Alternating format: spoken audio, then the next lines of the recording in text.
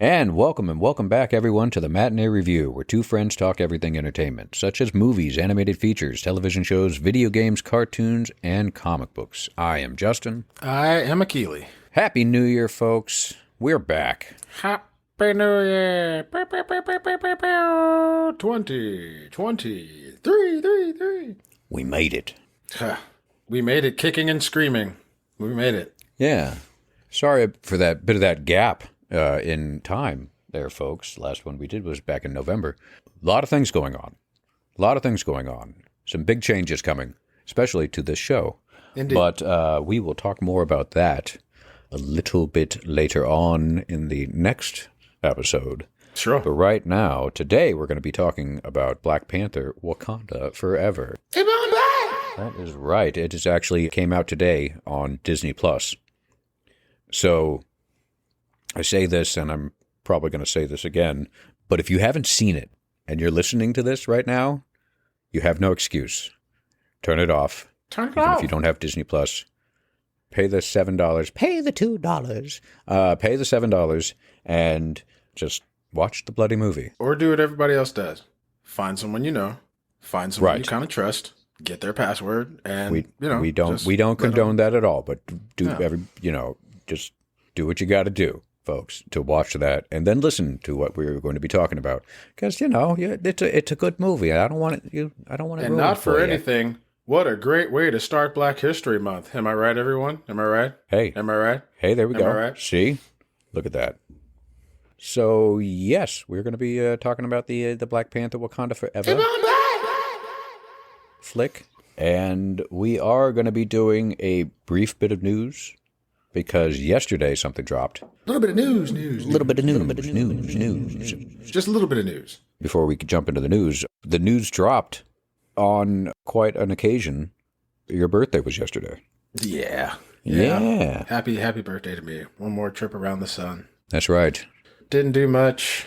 Didn't really have a plan to do much for 39 with all things happening in life. So just happy to be here. There it is. Well, that's all I can really say. As I said yesterday, I'll say it again today. Happy birthday. Well, thank you. Of course. But we shall get into that bit of news that got dropped yesterday. Well, why don't we just do that now? The news. Let's get into the news. What's happening? What's the buzz? Tell me what's happening. What's the buzz? Tell me what's happening. What's the buzz? Tell me what's happening. What's the buzz?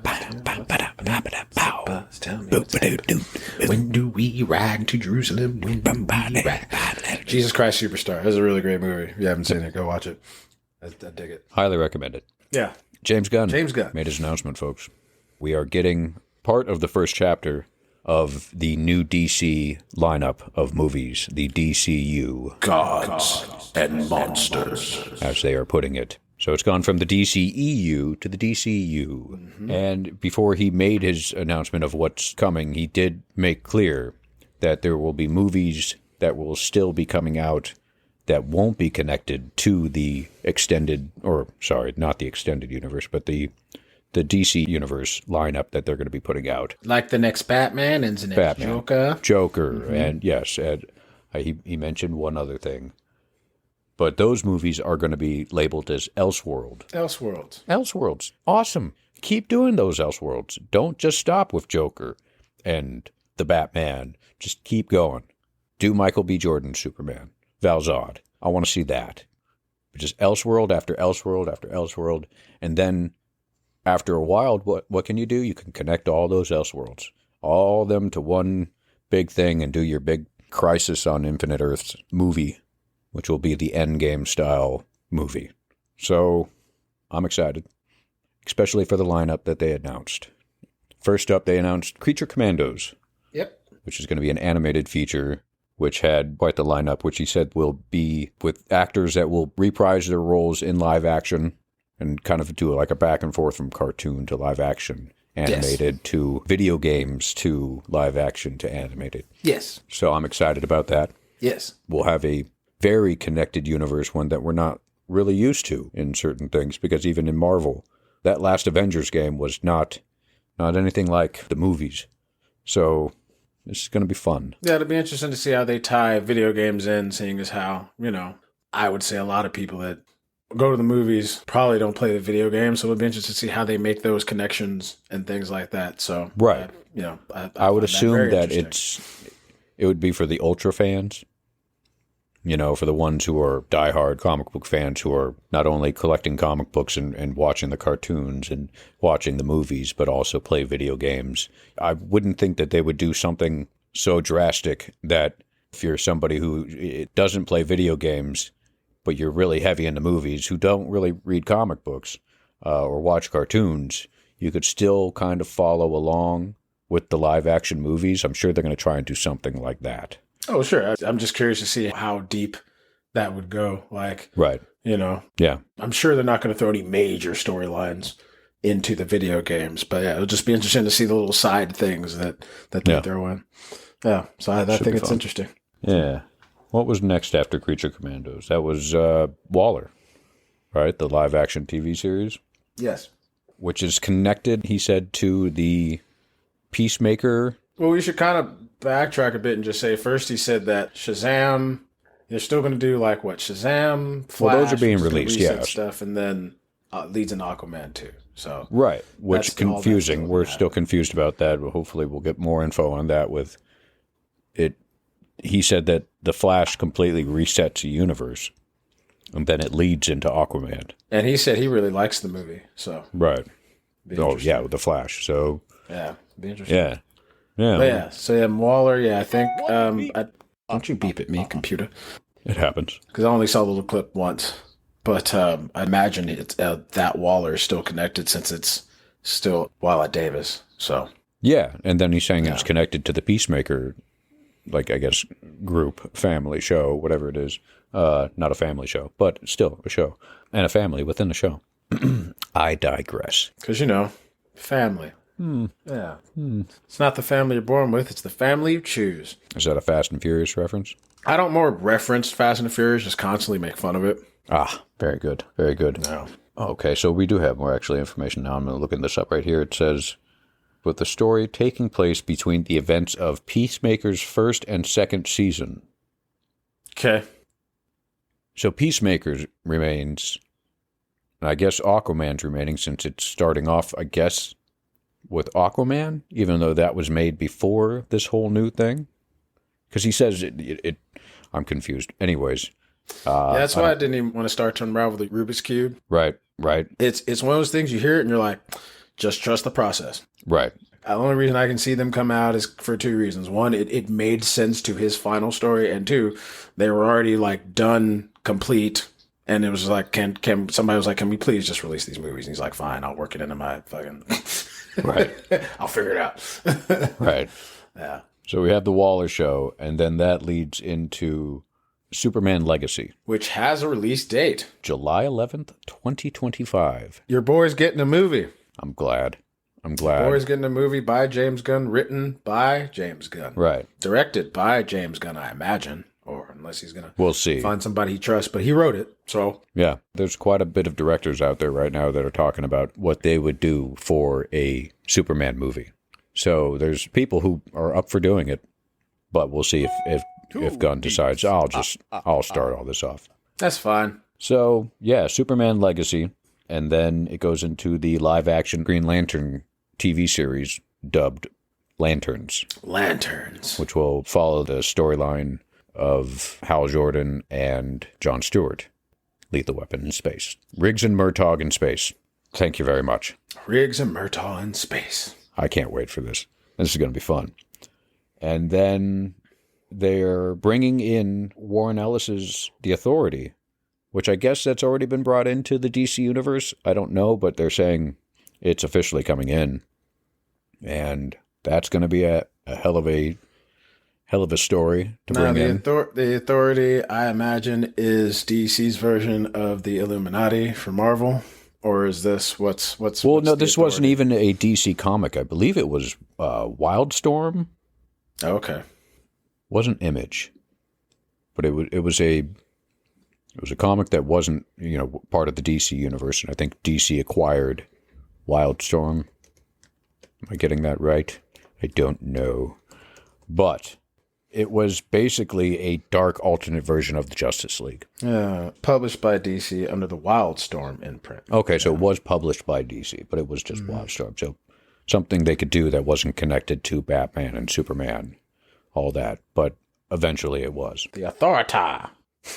So, Respect the Authority. if you are all interested in picking up a graphic novel and want something superhero-esque, but with a lot more in-depth storyline, a little darkness, and a lot of blood, definitely check out The Authority. Check out The Authority, folks. After that, we are getting a TV show called Paradise Lost, and that's going to focus on Themyscira and the birth of Wonder Woman, and they're doing it in a Game of Thrones fashion. Can we please use another show to talk about fantasy, old anything? Like, because here's the thing. Like, I feel like when you say, oh, it's Game of Thrones, like, I feel like you that's like the one thing in his announcement where I was like, ooh, because you put that, now you've instantly put a stamp on that show, which...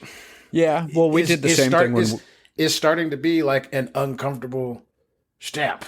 Right. Even with the, like, so yeah, even with the fucking, the thing that we were talking about, oh, Batman, Superman's like, yeah, like, do Game of Thrones style when you're promoting it, call it something else. That's Right. all. Call it something else. We all know what you're talking about, but it's just time to publicly say something else. It's like a Game of Thrones. It's like, oh, all right. Like, now you've kind of put a stamp on your show. I feel like you put your show in a box a little bit. Right. Well, I think what he's all. trying to say with that is it's going with more of a grounded style look. I don't know. Great. I don't know. Just they want to throw it into more of a gritty look, probably. Say that. Just say Yeah. that. Yeah. That's all I'm saying. Yeah. Let's stop saying, oh, we're doing this Game of Thrones style. It's like, no, okay. All right. Right. Next up after Paradise We promise Lost, there'll be no incest or fucking kid killing or fucking like we have to do Game of Thrones style, bro. Sorry. there'll be no dragons. It's gonna get weird. Uncles and aunts won't hook up at the end and have everybody dig it. Like, we won't. Why was it so cool to people? We won't build up a great storyline just to cut its legs off at the end. So, But they're so cute together. Doesn't matter. Fucking related. well, cousin went through my brain. Now we're trailing on. I'm sure it went through somebody else's brain, and then we could move on. When he was like, "Oh, Game of Thrones style," the first thing I thought was, "Oh, great, which lady's gonna start fucking who? Like, and how's it gonna be weird?" It's the first thing I thought because he said Game of Thrones, so that's my brain went, "Oh, who's gonna start fucking who and make it weird?" Right. Next up. I'm sure it won't be that. Right. I understand he's talking about the style, so like I don't want people to be like, "It's not gonna be like Game of Thrones." No, I know, but you had a thought when he said that, didn't you? That's all I'm saying. Yeah or nay? All right. Next up, we have Batman, the Brave and the Bold, or it's just called The Brave and the Bold, where it's introducing Batman and his actual son, Damian Wayne. This was my favorite announcement. Father-son story with, My favorite Robin. a Robin that wasn't really trained by Batman at all until he came under his wing. No pun intended. Boom, pow. Or was it? Was it intended? But he was trained by the Order of Assassins, his grandfather, Ra's al Ghul, or Ra's al Ghul, whichever you prefer, whichever is correct. But, Whatever. It could be Han or it could be Han. right, depending if you're being choked by a Wookiee or not. No, he fucks up his name when he's not getting choked. So Princess Leia calls him Han and Han at one point. So it's and they were in love, supposedly. So Is it like calling Brett Bert? check out the big brain on Brad. Yeah, there you Or go. was it Brett? No, doesn't matter. Keep rolling. What were we talking about? Anyways, so after that, we're going to be getting the Booster Gold. Booster Gold. This was fun to hear because, it definitely jumps in the world of James Gunn. Like you got the creature commandos, and then Waller, and then you go into Superman. Then you go into the Lantern series. Then you go into the Batman. So you're not starting off with Superman, Batman, Wonder Woman. It's like Smart. you're starting off with these low-level heroes. So we'll see Booster Gold, which is a character who comes from the future He steals technology, goes to the past, and becomes a hero. So he's a loser where he is. Yes. And then he bamps over here and he becomes a winner. Sure. Love it. Yes and no. We will see how it works out. Because attempts to become a winner. Yeah. Right. Booster Gold. Booster Gold, everybody. That's going to be another meal at Chantown. Yeah. Ooh. Booster Gold meal. And garlic. Always. After Booster Gold, we are getting a Supergirl movie. Supergirl, Woman of Tomorrow. Quite a interesting and fucking good take on a Supergirl movie from the way he described it. I was all about it. Yes. So, her basically being raised on a chunk of Krypton. Like, not for anything, that sold me. He was like, she's going to be raised on a chunk of Krypton. I was like, say no more. Sold. Right. I just like that aspect already. I want to see what that Supergirl has to go through. Like, yes.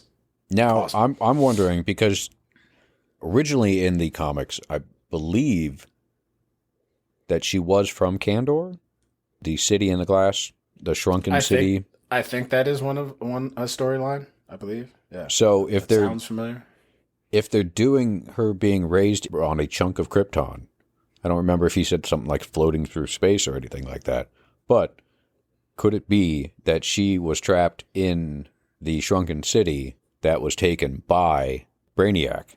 And that's how we get introduced to Brainiac down the line, because that's sort of down the line after you've introduced Superman, after you introduced a couple of other, characters like Wonder Woman, the Lantern Corps, Batman.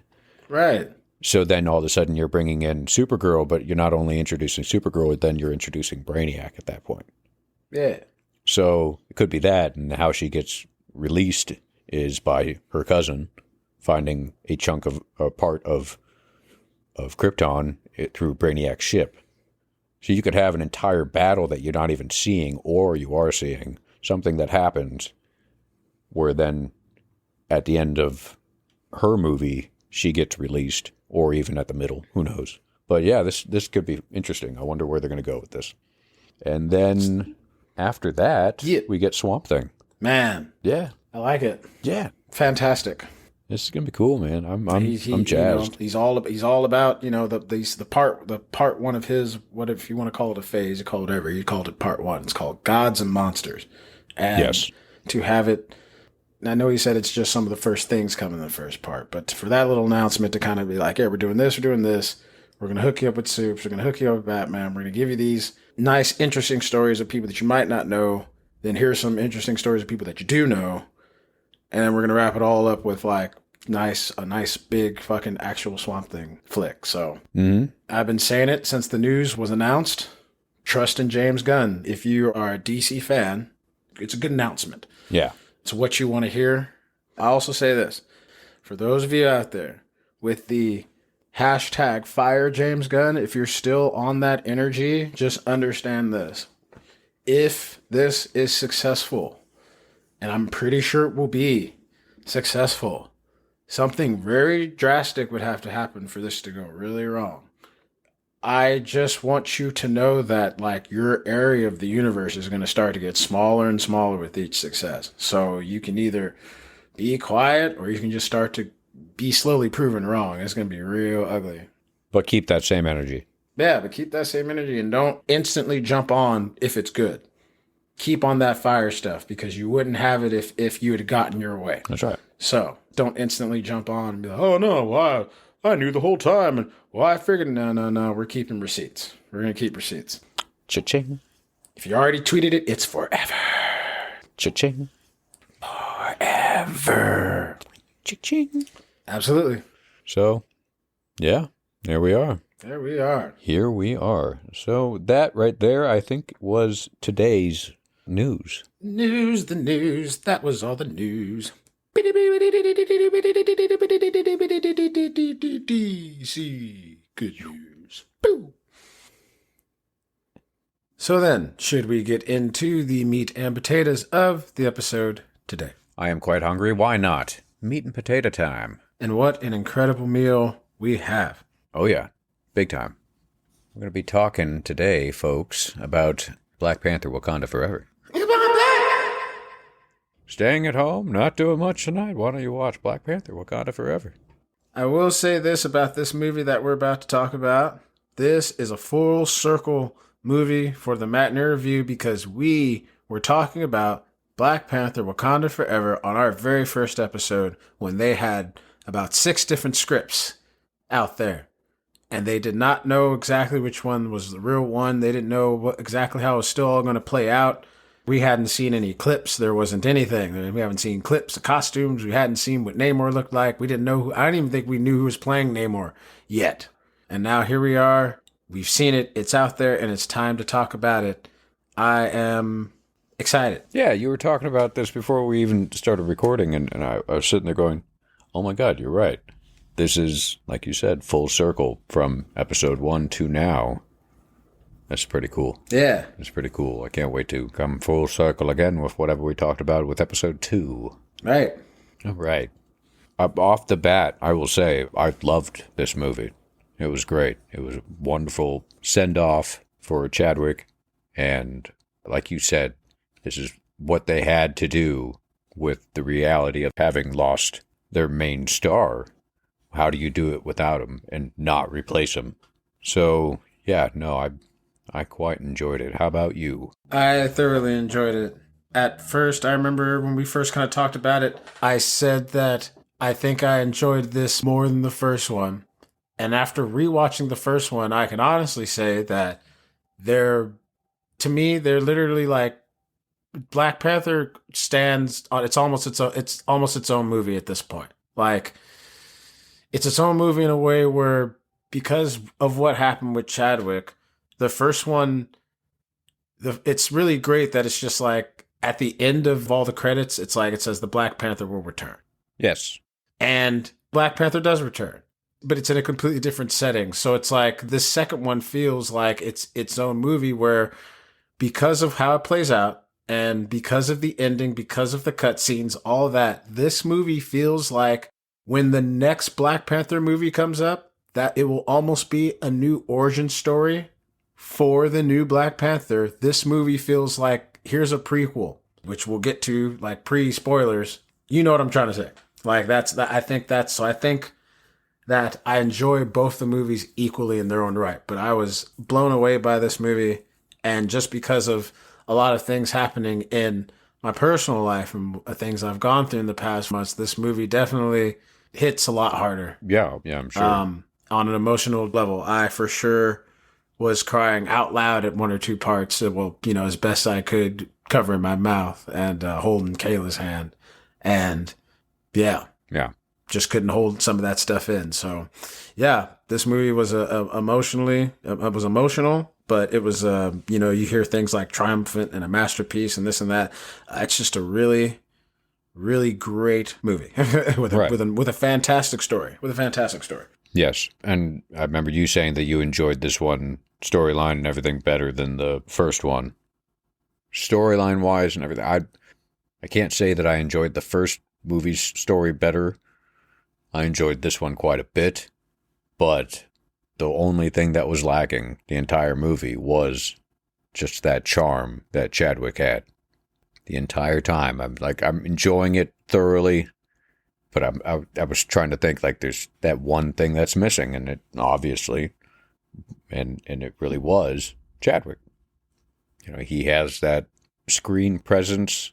He had that charm, and I think I said to you at one point, Cary Grant, Denzel Washington, you put them on screen, and people are watching. People are intrigued. People are wanting to know, what are they going to say next? What are they going to do next? Chadwick had that, and yeah.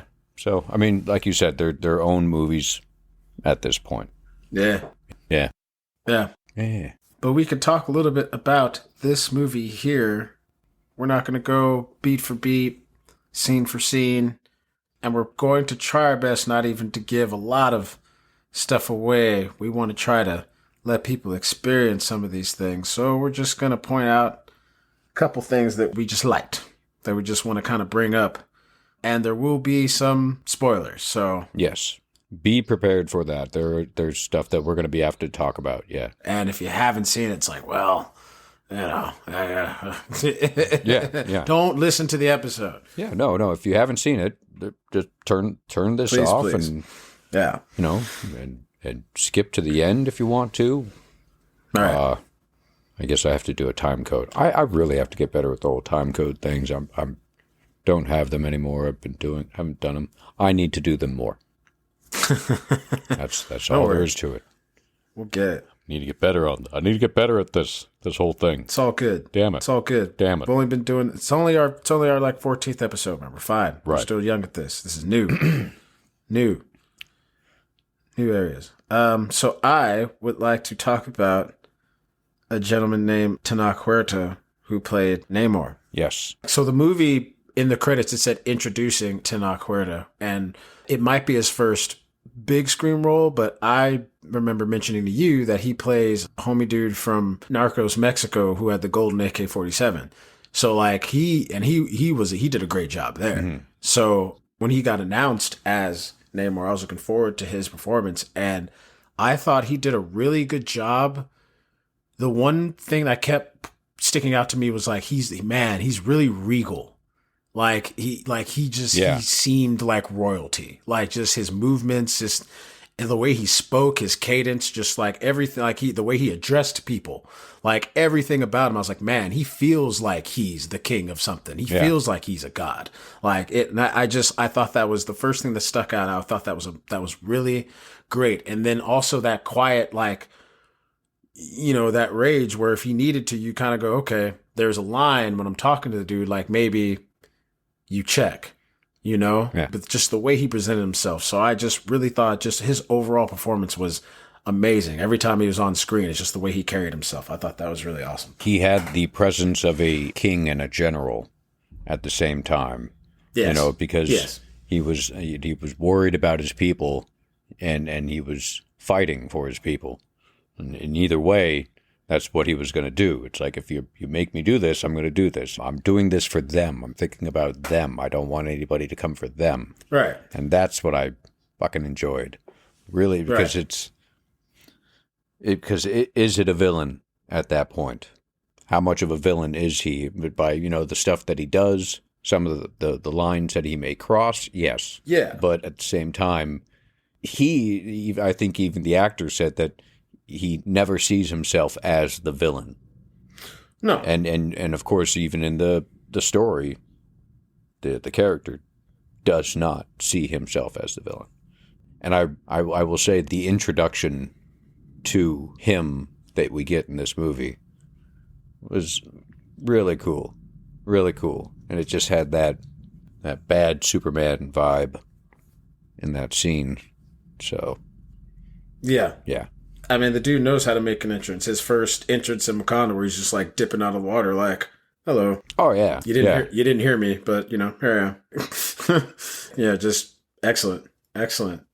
I'd say that the only point where he even would be like, "Oh, there he turns villain," is when he's unwilling to find a peaceful solution to his shit. Like he's sitting there talking to Shuri, and Shuri's like, "Come on, we can't even work together and talk about it." He's like, "Nah, we're not doing that." So it's like, okay, well then, I guess. Right. But in his eyes, he's coming from the place of like, no, I know what happened. I know what's coming. I've seen this before, and I'm not going to let that happen again. So you're either going to help me, or my army is going to overrun yours, and that's just what's going to happen. I'm just going to run you down. Mm-hmm. And on the point of Namor, I want to jump right to, hey man, you want to see what really good flying looks like? Dude. How about a dude with wings on his feet that goes from left to right, drops down, stops on a dime, then goes straight up at Mach speed? That was some of the most impressive,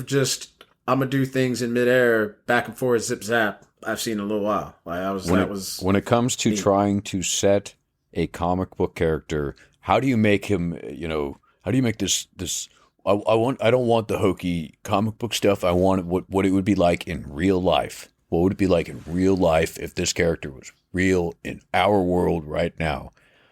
That was right there some of the best example of them doing it the right way, especially with the flying. The physics Everything that they added to it, it did not make it look like the man was floating because he could just float. Everything he did when it came to him flying was because of the wings on his feet, and it was so cool. Yep. I mean, like when you said the left to right, the stopping on the dime, it looked like him ice skating in the air, and it didn't look like the Flash. You know, it looked cool. I want to see more of that. I liked the underwater city of Talocan. Talocan, yeah. It looked really neat. Yeah. I like the way they did it. And not for anything, but, you know, you watch this, then you watch Aquaman. One is a very clear indication of what an underwater breathing kingdom should kind of look like and should be able to operate without like air bubbles and all that shit. Not trying to talk shit, just saying like, did we need air bubbles when we see what can be done with what, you know, what the fuck? Like, yeah. Not for anything. You know what I mean? This was Marvel saying to DC, here, hold my beer. It really was. Every time DC does something that they're like, we did it first. It's like, it's fine. That's fine. That's good. That's fine. But yes, this is leagues better than anything that was in Aquaman, in any scene that was underwater in this movie. And I like how Talocan was based on Atlantis and the place Talocan. I hope I pronounced that correctly. Like Talocan from like actual Aztec mythology, which was an actual like representation of like subterranean people. So kudos for them taking like actual real world, you know, and throwing it in and doing the research because it just gives it that feel. It's just that's why I was really excited about where they went with Namor, like how he gets his name, the fact that they call him Kukulkan, yes, all that. Like I love all of it. It was very well done. Yeah, no, just the design work of this movie was fabulous, and it felt like a ride when you were experiencing the new world of the underwater city, and again comparing it to Aquaman. When you got to Atlantis, I was like, oh wow, yeah, there you go, neat. But when I was watching this, I was eyes kind of wide open, like, this is awesome. Fantastic looking visuals in this movie. Again, I mean, how do you top the visuals from the first one? Well, they did. I mean, you add Underwater Kingdom, you know, when you understand that first one's like, now let's show how brilliant Wakanda looks. Let's show how brilliant the Wakanda technology is, you know, because just like I thought it was kind of interesting where in rewatching the first Black Panther, there's this story of like, oh, Wakanda has shielded itself from the world, where it was also their first time in the MCU. So it could be like, oh, to us, the MCU is like, oh yeah, Wakanda's just this place where it's like it's third world, it's nothing real great. And then all of a sudden the Black Panther shows up, then it's like, oh wow. And so it was also our first time getting to see, you know, Wakanda on the big screen, this, that, and the third. So like that first movie's about, here you go. So now this second movie could be like, yo, you've seen Wakanda. Now look at this great underwater world and all this, and boom, boom, boom, boom, boom. So yeah. Yep. I thoroughly enjoyed the fact that, well, first, let's say that I think you called it. I think you said Shuri was going to be the one that ended up in the Black Panther outfit. I thought it was going to be Lupita. So I think you called it. I thought it was going to be Lupita as well. Kayla for sure called it. She was saying it was, not only did she say, was it going to be Shuri, she was like, it should be Shuri. Who else would it be? And in hindsight, it's like, yeah. Yeah, right. Okay, yeah. Like even in the trailer, when I saw her land, I was like, that's kind of Shuri's frame. But right, like I said, in hindsight, I was hoping it was going to be Lupita. Especially with kind of like how it ends too. If it is Lupita, it's like,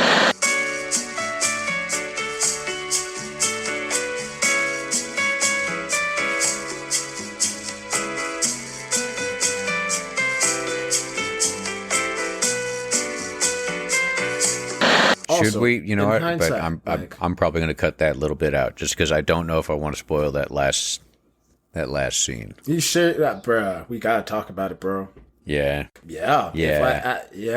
We'll give people a big fucking break before we hit it, so you can cut it out there. But like, that's like, of all the things, of all the cutscenes, of all the movies, it's like that's one of Marvel's best. That's the one. Yeah, we'll talk about it. Because I feel like it's one of those things where if this comes out and it's like, oh, how come you guys didn't talk about the cutscene? It's like we want people to experience. It's like, well, all right. When I already experienced it, and I wanted to hear you talk about it. Yes. Okay, so we will talk about it. We'll leave that to the very end. When every other podcast on the planet going to talk about it. Right. A lot of other podcasts going to open with it. Like, okay, first off bat, first news. Right. Boom. So. Right. Yeah. We got to talk about it. Like, all right. Yeah. Yeah. We'll give a good countdown before we actually talk about that last scene. Yeah, but I do agree. We'll save that tidbit. We'll save it till the end of the episode. So yeah, we'll cut that little whoop out. So yeah, we both thought it was going to be Lupita in the outfit. Turns out to be Shuri, and in hindsight, that probably was the better choice. Kayla called it. She said, yeah, not only is it going to be Shuri, but it should be Shuri. So, but I still thought, like you, it would have been cool if it would have been Lupita. Yeah. The way the story was written, I think that this was the way it had to go. And this, especially since that's the way it was in the comics at one point, from what I heard. So she's having her run, and let's talk about her. How'd you like Shuri this round? It's her movie. Yeah. One thing I told Kayla, with Letitia Wright and with pretty much everybody in this movie, no one had to try hard to go to a place of grief, to go to a place of having to show that they're missing, that they're going through loss, because they are. Right. They were. Yeah. At the time. So all those emotions from Letitia Wright are coming through. Every time she's thinking about her brother, she's thinking about Chad. Yeah. So it's real for her. Yep. And so I think that just added this layer where like Shuri was forced to grow up very fast. I mean, because again, rewatching the first one, she's very much a kid. She's super playful. She's super. Oh no, what's going on? Oh no, like when the opening scene when it's like, the tribe doesn't want to challenge today. She's like, okay, this bodice is really tight. Can we wrap it up? Like she's just, like where flipping she says, him like, off when she's walking away when you first get introduced to her. Scoffing at authority, not taking everything very seriously until it's like, and then when it gets real, she turns it on, but like very playful all the time. So like in this movie, just really forced to grow up, really forced to carry the fucking baton, especially after, R.I.P. to moms, then it gets very real. And, she does an amazing job. Amazing job. Letitia Wright, Letitia Wright killed it. And hey, hands down, Shuri is the best Disney princess. You can come and argue with me about that if you want, and I will tell you why you might be wrong. Or are absolutely wrong. Right. If you don't think it's her. Yeah. Mm-hmm. Yep. Right. You did mention the R.I.P. to moms. Angela Bassett was at first very much so upset with the fact that she was being killed off. But after talking to the director at one point, having a little conversation with him, like, hey, what the hell? He convinced her that it was right for the story. Well, you work for a Disney company. Have you not seen how they treat parents? Right. Yeah. That's kind of a Disney tradition. Yeah, it was only a matter of time. Correct. That train is never late. Yep. Love you, honey, but come on. That's how it works. By the way, Ant-Man 3 is coming out, so we'll see what happens there. There's a couple of sets of parents in that one. Well, it's like a national treasure. Somebody's got to go to jail, Ben. It's a Disney movie. Somebody's parents has to die. Yeah. And how many more is Michael Douglas prepared to do at this point? I'm saying, bro. Or Michelle Pfeiffer, really. I mean, if we're just being honest, you know what I mean? Like, yeah. So, anyway. Plus, I'm sure Michael Douglas is getting a little expensive at this point. You think? Yeah, man. He's Michael Douglas. How many people knocking down his door? I'm sure they had to pay him quite a bit just to get him for the first movie. Then to get him into the second movie, you got to pay him more. How many other movies is he doing, though, at this point, though? But he's Michael fucking Douglas. I understand that, Justin. But, like, how you can't... Listen, we're about to get a new Ross, bro. They can go find another old man. You know what I'm saying? Like they can, but there's only certain reasons why we're getting another General Ross. I understand. One being the guy is dead. But I understand that. I'm just saying. When you hire certain actors, you can't demand too much while, money. Ask Terrence Howard. Ask Ed Norton. No. Okay. Terrence Howard was not in it, having been working since the early '80s. I understand that. Possibly late '70s. I'm sure by the third movie, you got to pay an actor like that. And I bet Disney does not hold a candle to Michael Douglas like you do. That's all I'm not holding a candle. I'm also trying to prove a point here that by the third movie, if you got a big actor, you have to pay them quite a bit. Look what happened to Anthony Hopkins, third Thor. Bye. Oh, Parent too. Like you can be God all and you want. Parent, like I said, third movie, Parent. It's just written so you go. But I don't think money had anything to do with it. I don't think that's part of the factor. Sometimes you might know better than me. Come on, you know I'm just saying the world a little better than I do. So when you have a budget. And a good portion of your budget is a chunk, like a good 15, 20 million is going to one actor. And you got 8 to 12 other actors you got to pay.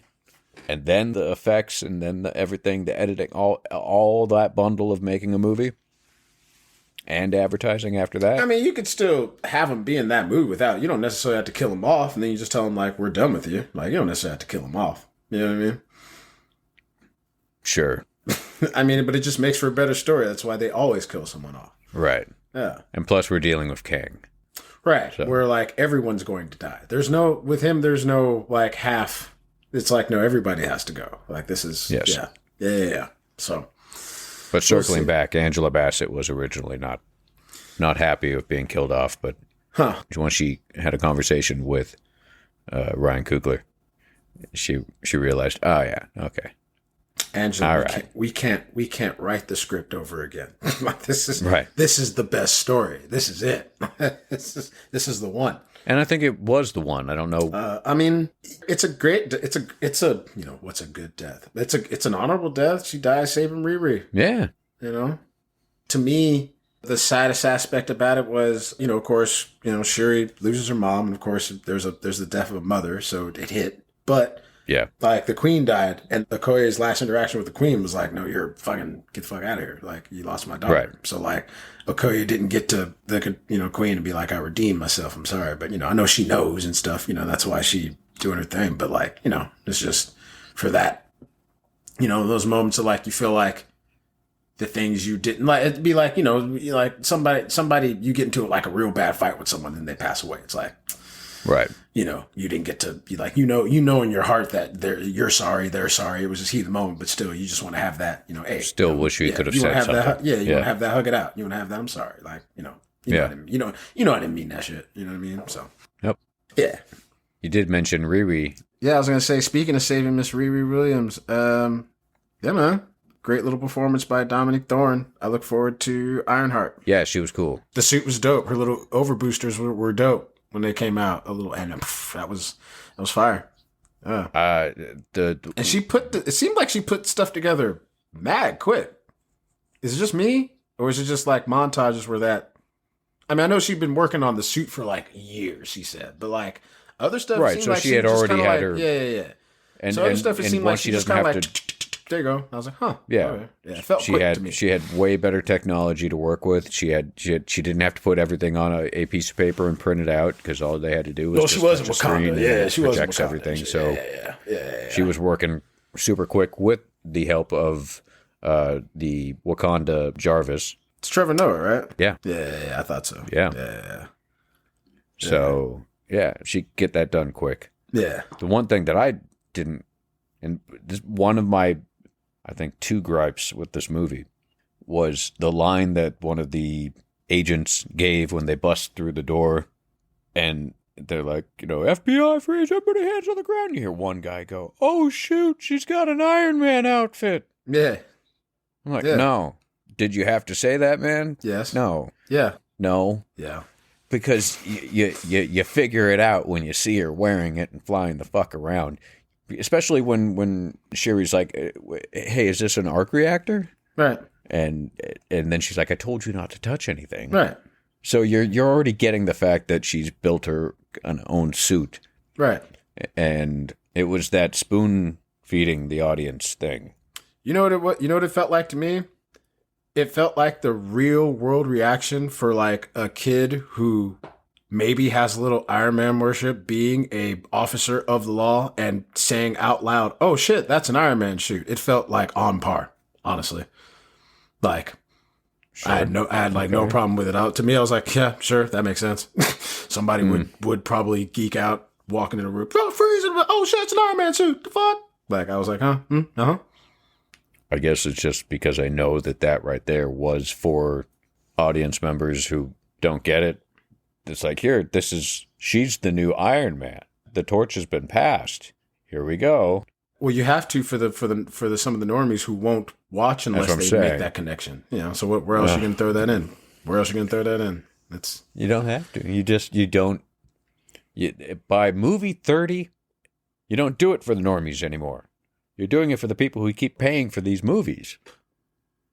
No, you don't. No, yes, you do. Yes, you do. Not if you want to keep. Yes, you do. Money, because when you start listening to them, that's when you start turning to DC. That's what happens when you. No, start, I'm not saying you're listening to them. You're making these movies for them. Yeah, because by movie 30, but you also have to be inclusive because understand, like, you have to throw that in for the cats that were younger, year one, phase one, that are having kids now, that are mad young. That might I got to remember they're also making these for kids too. Right. That's why everyone's getting younger. That's why the new Iron Man's 19. Yeah. No, I know. Yeah. Yeah. That's why the new Thor is a child. WandaVision, you got the two characters who are usually like teenagers. Yeah. And they're at this point, they're about to be teenagers. Wow. Fuck. Right. By the time they start filming anything that they're going to be in next, they'll both be probably about 17 or 16. Give or take. Shit. Yep. Well, when I said they were making the Young Avengers and the next Avengers. Yeah. Absolutely. It's really just planning it out pretty damn well. Right. That's why you have to do this early advertising well. There's always one or two little lines of spoon feeding in all of them. It's just I will say this. That was one of the more blatant ones. They're usually a little better. They're usually a little better at like making people guess. But, what you going to do? They'd already ruined everything by showing that it looks like an Iron Man outfit in the damn trailer. And they've already shown, she's sitting there hammering it out like Robert Downey was. So they've already, why not go on ahead and just be like, it looks like an Iron Man suit. I think with a little bit of editing there, they could have done something along the lines of like, especially if I don't remember if the sound of her blaster cannon from her hand makes the exact same sound before shooting that the Iron Man outfit would, with that kind of high pitch sound that it gives off. But if it did, that would be the perfect time to interrupt him saying, oh shoot, is that and then you just hear that. Or you have her you have all that.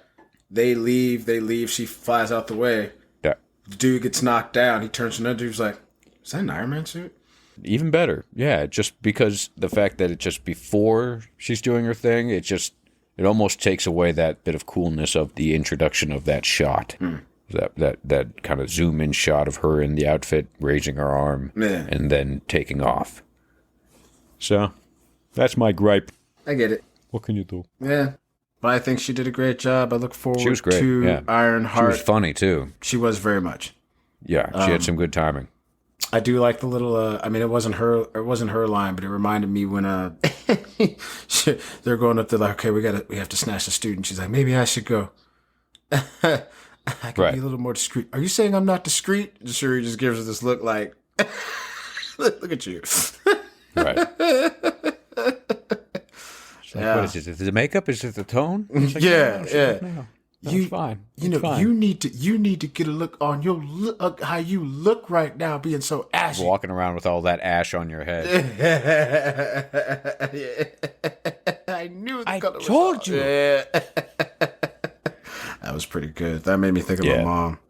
That super made me think of my mom. That's one thing she always, don't walk out looking ashy. So one thing you do. Do not go out there looking ashy. Super funny. I did like when she said, like, what about the Black Panther? The Black Panther's going to come for us, right? She's like, no, the Black Panther, it's not, we don't have the Black Panther anymore. And she's like, y'all stop having the Black Panther when I get kidnapped. I see. Right. I see how it is. Right. Yeah. She was good. She's got some good timing on her. Yes, I agree. Yeah. The show also supposedly takes place directly right after the end of Black Panther. So we will see pretty much a continuation from the end of this movie. The show starts. Oh, I can't wait to see her zip around in that car. That's going to be fire. Yep.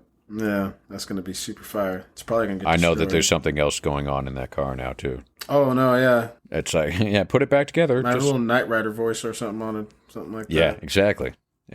She's going to get into it. It's going to be like, good morning, Vivi. She's going to have her Jarvis. I am your in-car navigator. If it's Trevor Noah still, that'd be awesome. Where would you like to go today? Yeah. Yeah. Yeah, that'd be cool. I thoroughly enjoyed the story writing thought that went into what turned into the fact that Shuri sees Killmonger in the ancestral plane. Yes. Because of what happens, and because of the fact that she sees Killmonger, it's just like, why are you here? It's like, well, why am I not here? Like, what are you? I'm your cousin. Yeah. What are you really trying to get out of this? Like, what you're in? You want revenge, right? Well, what do you think I wanted? Now you know a little bit. Now you get it, you know? Right. So, but not only that, but the fact that she's there hoping that she's going to see either her dad, her mom, hell, her grandparents, or even her brother. She wanted to see her brother. Exactly. She wanted to see Chadwick. She wanted to see T'Challa. Yeah. That was her whole reasoning for going into it. Right. But because of what happens, it makes not only sense that she sees Killmonger, but she has to see Killmonger, so she has that turn. Yes. Because she doesn't want to be like Killmonger. So she has to see what she fears of. She has to see what she fears of becoming. It was awesome. Not only that, but in that moment, too, she feels completely abandoned. Right. Like, nobody that I loved and nobody who loved me could have come to see me in this moment. Like, I'm completely alone. What the fuck? Just like Killmonger. Like, that's, he was a kid abandoned by his family, by his home. Right. And that sowed the seeds of what he became. Yep. So that was just the fact that she sees Killmonger I loved it. Yeah. Because it was nothing I could have called. I didn't know what she was going to say. I didn't know who was going to be sitting on that throne. I was like, would they go as far to do some like CGI Chadwick? Like, would they do that? And I'm like, no, they wouldn't do that. And I'm like, so who? I mean, she could see her mom. I was like, but if she saw her mom, I was like, I feel like it would be like actually in the ancestral plane. Why is she in the throne room? Well, so at first I thought I saw like her mom's hat, like the one of the like the mom's hats, and then when it kept on going around, I saw the. Honestly, I thought it was dreads. For some reason, I don't know why. Like I thought it was like the top of M'Baku's head. I'm like, why is it going to be M'Baku? Like, I was like, at split second, I was like, Baku? I was like, nah. So like when it was Killmonger, I was like, oh, that's perfect. Right. That's perfect. Yes. And it was good to see Michael B. Jordan again as Killmonger, yes. Just doing his thing. Like he's, man, like. Well, especially because he was really good friends with Chadwick. Yes. I mean, they were in the same soap opera. Yes. They were friends, so it was good to have him back in this movie. Yes. Especially. Yeah, man. Yeah, I like the green. Hey, cousin. It just goes back, right. Little flashback to like, hey, auntie. How he's always just calling people by their, cousin, auntie. He was always made sure to call people by their relation name, just because he's driving the point home. Like, yeah, I'm your fam. Like, right. You left your fam. Remember that. Yep. So good. It won't let you forget it. Right. At any point. That's the point. Yep. They did some damage with those water grenades. Good Lord. Like, that was. Those were notes. Feel like every time the water grenades came out, I was like, "Oh, this is gonna be bad," and it was. Well, they needed to in order to drive home the the point where when you see that giant net of them. Yeah. Because at that point, when you saw the giant net of them, you just went, "They're doomed." Out loud. Yeah. Yeah. No shit. Yeah, and it worked. I let out a oh. Yeah. There it is. That's a lot. Bring all the grenades. How many? All of them. Everyone. Yes. Shout out Gary Oldman. When's he showing up in the MCU, man? Or has he? No, he hasn't. When's he showing up, man? They just got to give him the right script. Yeah, get some Gary Oldman in this bitch. You know who did pop up back in this movie, who I didn't expect to see, was Valentina Allegra de Fontaine. That was totally left field. Not only did I not expect to see her, I totally did not expect like her and Ross to have been married, and it's a whole thing. Like, oh wow, okay, What a twist. yeah, wow, okay. See, M. Night, this is how you do a twist. Now I do believe that's like she's a very scary broad where she's just fucking had those beads fucking the whole time. Yeah, the whole time. Yeah. So we're good. It's like damn. Gotta watch her. Gotta watch that one. She might be kind of a bitch. She's good at being a bitch. Yeah. Just a real straightforward, just like, just on that real like, oh honey, here's why you're stupid. Like Right. Yeah. Like, oh, okay. You weren't being nice that whole time. Oh, okay. Shit. Yep. All right, let's talk about motherfucking M'Baku. Winston Duke. He's my favorite. I really enjoyed how he had a little more rewatching the first one, all the it was a little more lower tone. This one seemed almost kind of like what? So it kind of felt like he kind of epped it up a little more in this one, to the point where when Namor fucking zips up to him and cracks his fucking chest plate, he's on the ground like, oh.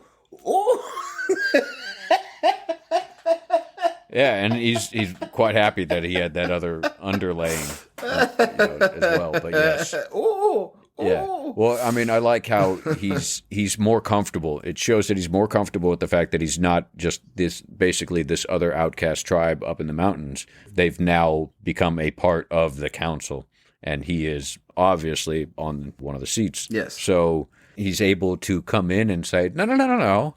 I have a voice, so now you get to listen to it. So yeah, you can see the joy of being included after all this time. So yeah, plus they've gone through things. We have to remember that there's been Infinity War, and then the 5 years. I don't know if he bamfed out or if he was still around during those 5 years of half the I think entire he universe being sticks around. I think he's one of the people in the field watching people get bamped around him, if I'm not mistaken. I think you might be right, yeah. Yeah, I think he sticks around. Then that means that he was around for those 5 years, yes. Which explains why he has the grays in Yes. this and other people don't. Yeah, and how about him being the voice of reason in this movie, where he's going to Shuri? Oh, he's he going even to Shuri talks being about that. He mentions that. Like, I don't think your moms wouldn't want this. Like, but my mother's not here. Like, ooh, right. Wicked. That monologue was wicked. That whole interaction was. When he mentioned that, like, like your brother, I promised your brother that I would be the one who be your voice of reason. Would actually be your kind counsel. of talk you out of the dumb shit. Yeah. Mm-hmm. Yeah. Mm-hmm. My mother is not here. My brother's not here. Yeah. No, he was my favorite, and his delivery, his lines, and he like even an improv line of him. Bald-headed demon. That one.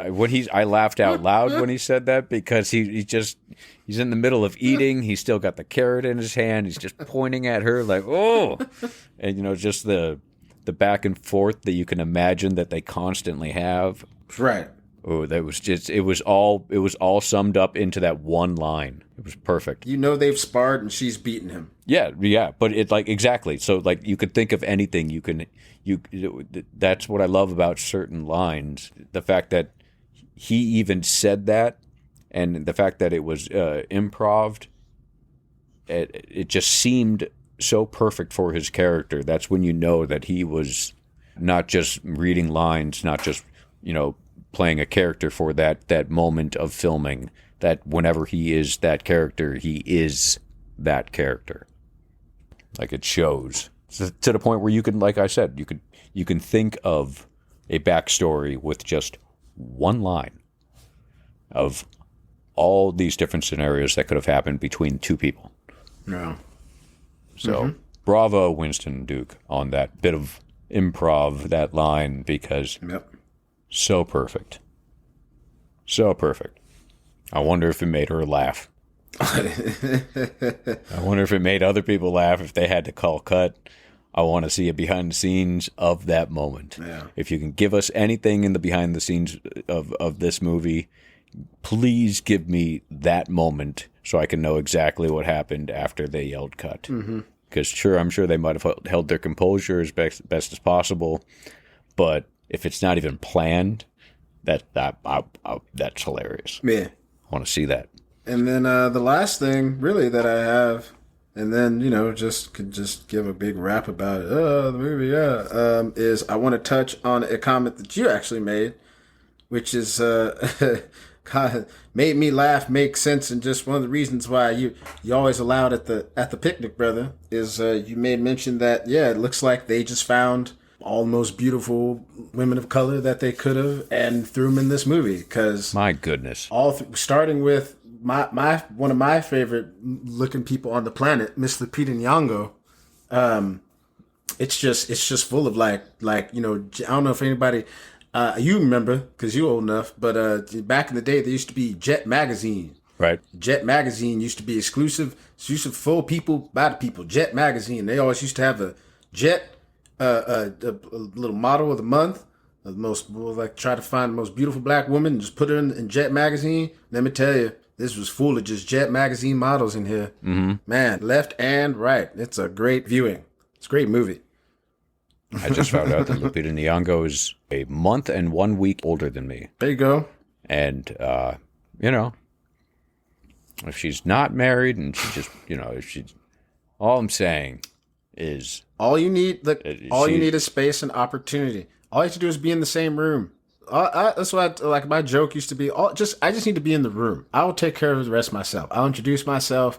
I don't need you to have you met my friend. No, just put me in the room. Just give me some access. Let me introduce myself, and anything's possible. I mean, Chris Evans just got the cover of People magazine, whatever the fuck, for sexiest man alive. Put her on the cover of whatever magazine you have to, and just put, even though that, there's other people out there. Yes, we know. And it's, sexiest man alive is the most retarded thing that you can say because there's other dudes out there that other women are going, he's not hot. No, I want him. But put the most beautiful woman alive and put Lupita Nyong'o right there on the cover because my God, she's gorgeous. Every scene she's in, she's just sitting there going, okay.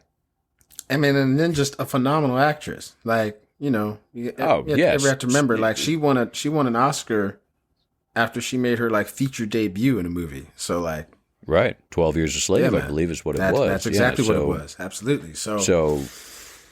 But she not only is she a scene stealer because of her fabulous acting, but my God, is she absolutely drop dead gorgeous. Yeah, facts. Drop dead gorgeous. Facts. We would not be doing our due diligence if we also did not shout out Miss Okoye herself. Oh my goodness. Danae Guerrera. I believe that's how you... Yeah, that's... Because, still holding it down. Still one of the baddest women on the planet. Absolutely. You give her a spear or a katana sword, she gonna chop down... whether it's cutting down zombies, whether it's cutting down jive turkeys, you go get Dana. She's a bad mother. She's my general. Absolutely. And a fabulous actress again as well. And a fabulous actress as well. She can make you cry. Oh yeah, she's one of those who make you cry. If I take anything away from Walking Dead, watching her act started to become what I took away as soon as but when I couldn't stand the story anymore, I was like, okay, I can't. Because she's great when she has to turn the tears on and fucking instantly. When she has to rage fight, you're like, oh, you feel that shit. Yeah. No, whether she knows to go to a place that hurts or she just knows how to do it. When she goes to a crying scene, my God, the waterworks come on right away. Yes. Not just for her, but for us. So she knows what she's doing. Yeah. And then, like you said, waterworks, last thing, as we said, this movie was a fantastic send-off for Chad. They hooked him up with the opening crawl again. That was all him. except the difference between Black Panther and this one's is for Black Panther, they had the music behind it. For the first one, the This was the Marvel theme. This was silent. Yeah. This one had a moment of silence. I thought that was, I think the only thing that could be heard was probably me sniffling in the back because someone started cutting onions. But yeah, this the entire was time fantastic. I was hearing it, and it was you're seeing each shot, and then you see more and more of the Marvel sign. I'm sitting in my head going, somebody better not start fucking talking right now. They're going to hear me. I don't want to have to talk right now. This is moment of silence. This is like, this is what we have to do. This, and I, like I said, I only had to say it once to somebody, and I was kind about it. Right. I said, "Can you please stop talking? Thank you." You still had to, man. Yeah, like I said, my theater was. I thought I said I might have been the loud. I wasn't talking, but I, but just all reactions. But yeah, no talking, no cell phones, no babies. It was amazing. Right. it was an awesome time.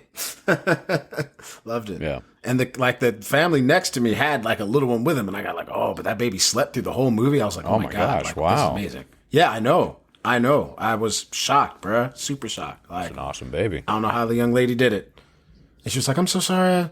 She was me. I was like, I didn't hear her at all. She was like, thank you for having sex. Thank you for raising your baby right. Thank you. Thank you so much. She's going to be president or something. Like, she's going to do something so great. Like, I don't know. She's going to change the world. And then, yeah, last thing is we should, I mean, I'll say this. We don't have to super blow it up. But how's about that last cutscene where we definitely know where the basis of our next Black Panther movie is going to come from? Yeah, well, at least down the line, you're going to have to do. And well, let's just say this now: if you don't want to know what they're going to fast forward. They're going to fast forward the years. If you don't want to know what we're going to say, you should have stopped listening an hour ago. But yeah, introducing the son, they give you the clue with the kids at the orphanage and the kids playing. But the moment they said that she was gone and she was never even at the funeral and she hasn't been there for 6 years, I went, yep, there it is. And we had a 6-year-old child playing the son of T'Challa. Yeah, I didn't put that together. I thought it was going to end with her like announcing like, oh, by the way, like I didn't think they'd show the kid. I thought she'd be like, so by the way, like, I have a son, by the way. And I thought they might save that for whatever's. But the fact they came around, it was just like Tucson. Right. Like, oh, snap. Tucson. That's a great name. But that's not my real name. Oh, what's your name? Like, oh, I am T'Challa. So I was like, yeah, let's go. Yeah. No, we've been preparing him. Yep. Yeah. Not only that, but it's like your father's been preparing you for this day, hasn't he? He's like, yep. It's like, okay. Like, oh, let's go. So excited. Such a good movie, Justin. Yes. And I went on the ride that I wanted to go on, and I was not disappointed. In fact, my only gripe, it's a silly gripe. I'll say that. I'll preface by saying it's just a thing which like, I don't know why it bothered me, but it kind of did. Go on. I just felt like we didn't need to see the bros like playing a drum pattern to open the door. No. Like, and especially it meshed into the soundtrack and it made this whole cool, like, yeah, I get it, but like, it's kind of like, really, like, we had to play drums to open the door. You know what it made me think? Because at first, yeah, no, I agree with you completely. And when I saw it, I went, okay, I don't like that. Why? Because they didn't do that in the originals. Like even in Avengers Infinity War, they didn't do that. They just flew through a certain coordinates, and that's where you're supposed to go through. And okay. But when I saw that, when I was sitting there kind of stewing on it, going like, why did they have that? What's it? And then I started thinking, okay, maybe that's going to be something that is going to open the doors for somebody to come through. Callback. Maybe it's a callback. Yeah.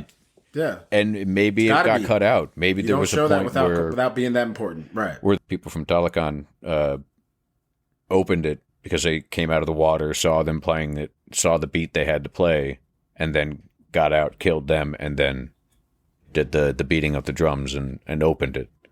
Maybe that got cut out. Maybe it was something that was supposed to happen. But if it wasn't, it was kind of pointless.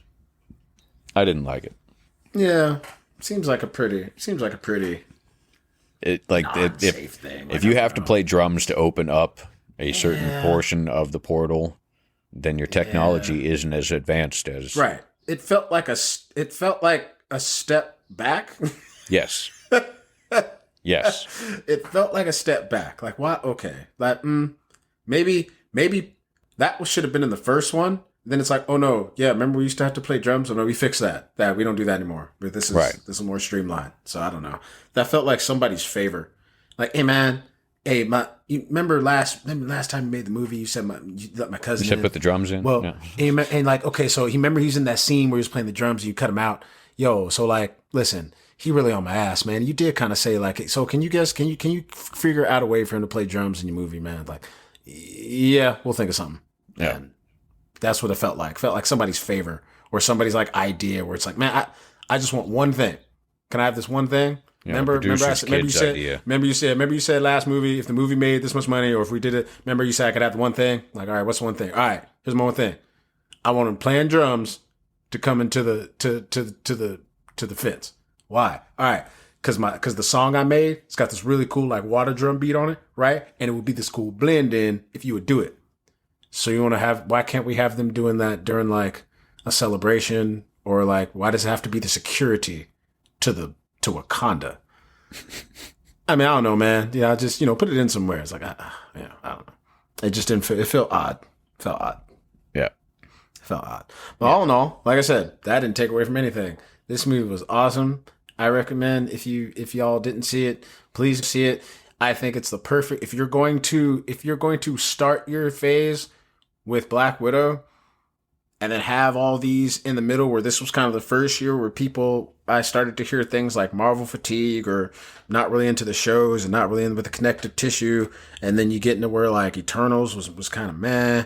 And then like Love and Thunder people felt like it was kind of meh. I tell you what, this is how you end your phase. If it's like, hey, hold on, wait. But watch my final trick. Right. This is the one that's going to send you home.